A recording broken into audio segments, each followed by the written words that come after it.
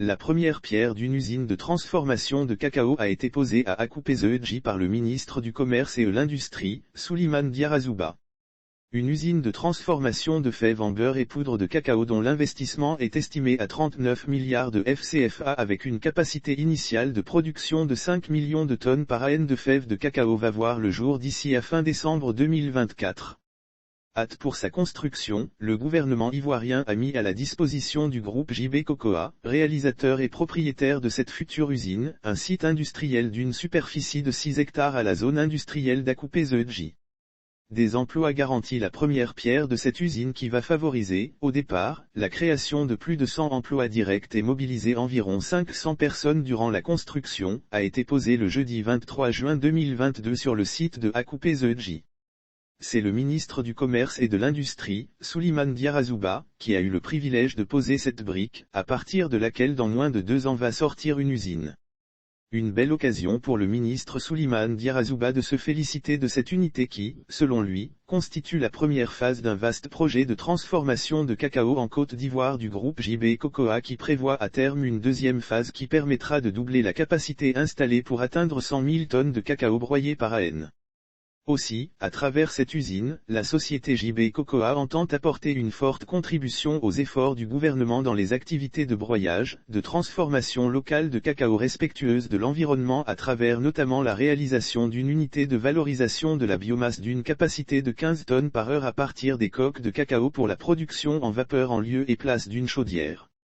La Côte d'Ivoire est passée de 545 000 tonnes, 2012 à 2013, à 869 000 tonnes en 2020 à 2021 soit une augmentation de plus de 60%. Il sera également question de la réalisation d'une station de traitement d'eau usée pouvant aboutir à la production de biogaz. Je voudrais donc féliciter toute l'équipe de la JB Cocoa Côte d'Ivoire pour avoir choisi notre pays pour cet important investissement et pour avoir placé la protection de l'environnement au cœur de la mise en œuvre de leur projet. Ce qui est en lien avec l'initiative d'Abidjan élaborée à l'issue de la 15e conférence des parties sur la désertification et la sécheresse, la COP15, s'est-il réjoui. Premier producteur de cacao et d'expliquer que pour ce qui est de l'industrie de cacao, la capacité de broyage de la Côte d'Ivoire est passée de 545 000 tonnes, 2012 à 2013, à 869 000 tonnes en 2020 à 2021 soit une augmentation de plus de 60%.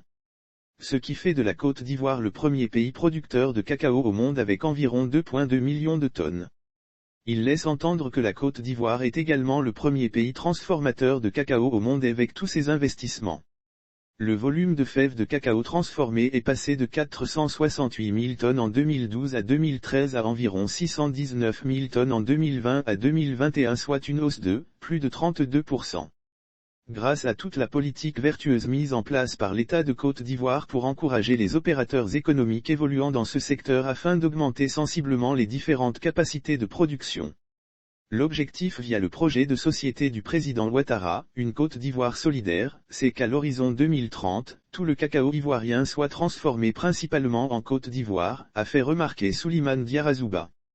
Une opportunité pour le groupe quant au PDG du groupe JB Cocoa, Tekeong, investi en Côte d'Ivoire, c'est s'inscrire dans la durabilité et dans la garantie d'une qualité constante des ingrédients de cacao de qualité supérieure.